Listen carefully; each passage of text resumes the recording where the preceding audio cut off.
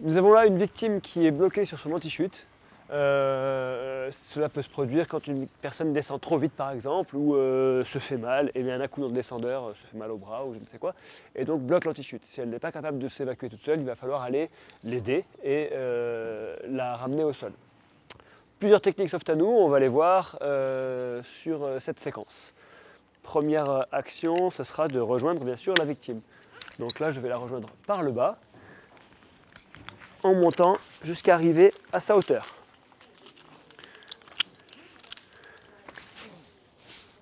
Attention Bertrand, je me mets en place. Donc je dispose d'un jeu de corde additionnel, ce qui est assez confortable pour rejoindre la victime. Arrivé ici, je vais basculer immédiatement sur descendeur. Je vais me mettre en position légèrement plus haute que la victime. J'anticipe ma propre évacuation en me mettant sur descendeur.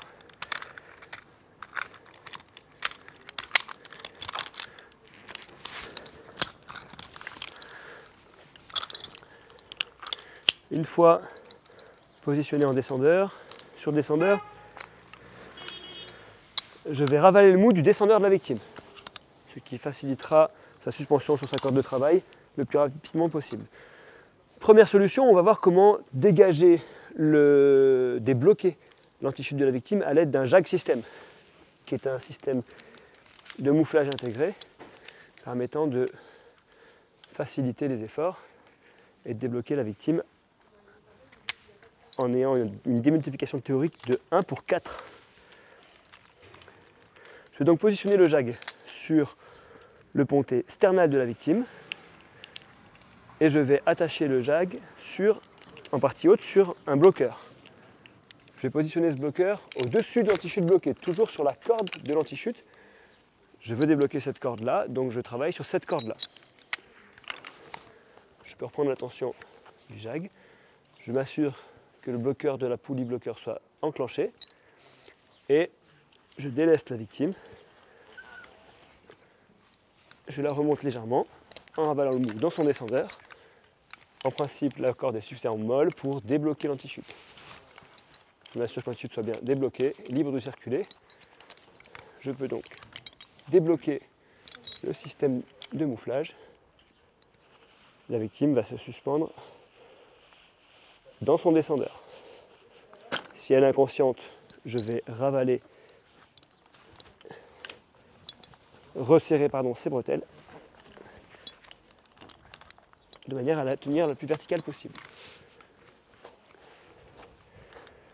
Si je n'ai pas suffisamment remonté la victime et que je me retrouve dans la capacité de débloquer le JAG, ce qui est le cas ici, ce n'est pas grave, je peux reprendre la tension, le poids de la victime sur le JAG assez haut,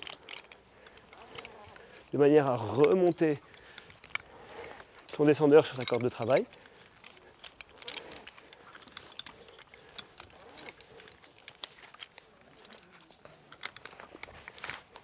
Et à présent, la personne étant plus haute, je vais pouvoir débrayer le système de mouflage et retirer le bloqueur sur lequel il est installé. C'est donc la première solution pour débloquer une victime qui serait bloquée sur son anti-chute. On peut voir dans la foulée tout de suite comment réaliser cette opération d'une autre manière. Je rebloque son anti-chute et je le rebascule bloqué sur son anti-chute. Okay. Voilà, tout le poids est transféré sur l'anti-chute. L'idée va consister à remonter la victime sur sa corde de travail, sur son descendeur. Pour cela, je peux anticiper, commencer par reprendre la tension dans son descendeur et je vais venir moufler son descendeur, réaliser un mouflage sur le descendeur. Je vais donc installer un bloqueur sur la corde de travail sur lequel j'utilise soit la poulie intégrée ou si j'en ai pas, par exemple, un mousqueton poulie.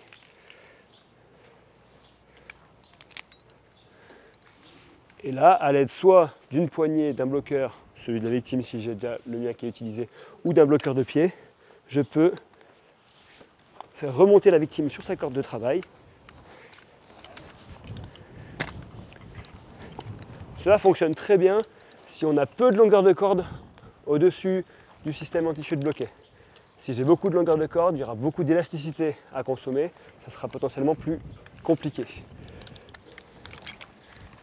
Il faut arriver à ce niveau-là, l'anti-chute peut être débloqué. J'ai terminé mon opération. Il ne me reste plus qu'à évacuer la victime au sol. Pour ça, on revient dans la situation de secours simple avec une victime sur descendeur. Première étape, je connecte ma longe au pontet ventral de la victime. Je la raccourcis si c'est le cas, si c'est possible.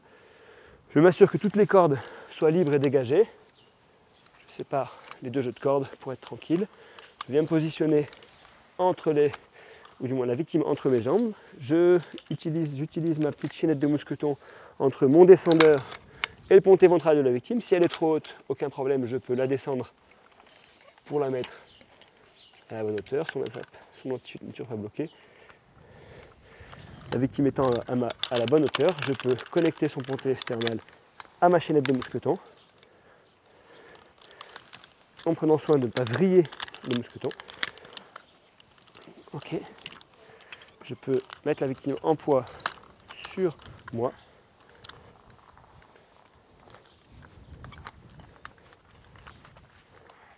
Ok, je retire la corde du descendeur. J'ajoute un mousqueton de freinage additionnel sur mon descendeur. Je vérifie que les deux anti-chutes soient libres de coulisser. Je m'assure que les cordes soient toujours dégagées pour aller jusqu'en bas et on peut amorcer la descente.